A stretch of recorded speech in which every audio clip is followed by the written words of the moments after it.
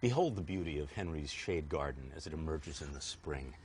The lovely tiny bleeding hearts, the helleborus with its beautiful purple shades, the azalea buds leaping towards the sun. Henry, don't forget the struggling rhododendron. Oh yeah, thanks, Buzz. Thanks for mentioning that. The ugly vine, the bird nests in the sky. And what about the weeds, Henry? What about the weeds? Well, gee, Buzz, you also didn't mention the fact that I've got this azalea looking awful. You didn't mention that my roses look like hell. Why didn't you just mention everything wrong? I didn't want to sit there and bring you down. We also don't have time in this segment. No. Okay. But it is the time of the year to sit there and make things right. That's right. We are doing this segment in spring when you come out to your garden and you say, oh, some stuff is still there and some stuff looks terrible. And in my case, well, the latter outweighs the former.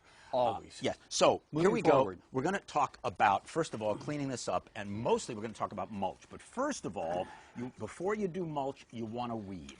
Buzz. Well, yeah. Don't you want to weed first? I am weeding, Henry. I'm kind of just working the soil up, and then I can pull the weeds out very easy. I'm not going to hurt myself. Okay, Buzz, show them what you've got there, and I've got something similar. This is called the claw. And this is called a yard builder, and you get the feeling that there's a patent suit going on I somewhere. think so. They look very similar, regardless of what it is. This is just one of the many ways we can cultivate in a garden at this time of the year, and this works kind of nice. Okay, so what you want to do is you want to get all of the weeds out, and frankly, you can pick them or you can do it this way. Now, what you want to do is put mulch on top. Yeah. And the reason you want to put mulch on top, why do we want to put mulch on top? Well, we've just cultivated this area. We've taken the old mulch and worked it into the soil, so now we have to put some fresh mulch on for the upcoming growing season. Because that was no... Excuse me, well, just ho. First rule of television, don't just answer by saying yes. That was all you said was because we want to put mulch on. What's the benefit? Well, obviously, we have weed production. We can reduce the amount of weeds by the thickness of the mulch, maybe 1.5 inches, 2 inches thick. We have water conservation. When we get to the warm part of the year, the mulch insulates the soil and keeps the moisture. And because this is on a slope, holding the moisture is really important. That was good. Kimmy's waving at us. She's saying hello. Oh, she's saying it's 3 minutes. Okay, so we have several different kinds of mulch, and we're going to show you real quickly what they are. And it doesn't matter what type of mulch you use. Yes, it does. There's lots of right answers when it comes to this. It does. This is probably the most common kind of mulch. This is the mini mulch bark. Wood type of product. And this is the kind of mulch that you'll see. And there are different sizes. What?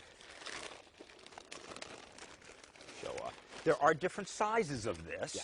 And you prefer the smaller ones, the bigger ones? I like the smaller one. I like the look of it. It's nice and clean and airy and woodsy. It'll also keep good against the plant material. Looks shows off really nice. It'll also there's keep also the moisture medium in. size. There's also large jumbo bark. It really doesn't matter what you use. Okay, that's one kind. Okay. Now, another kind, which is often used, is something called gorilla hair or shredded bark. Shredded bark. And this stuff, some people love it, some hate it. Yeah, we put it down. We put it down when we had little kids because, oh, Kimmy's shaking. By the way, don't forget, you'll probably want to lay down a little bit of fertilizer before you do this. So New Osmond coat, 6 months with trace elements, really good stuff.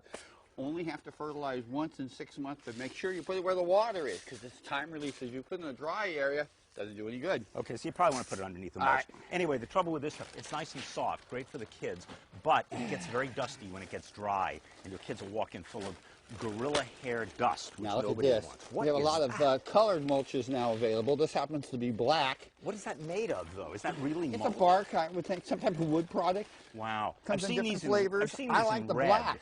I like the black. It really looks good. Okay. And then finally, there are folks who are trying to keep cats out of their yard, okay?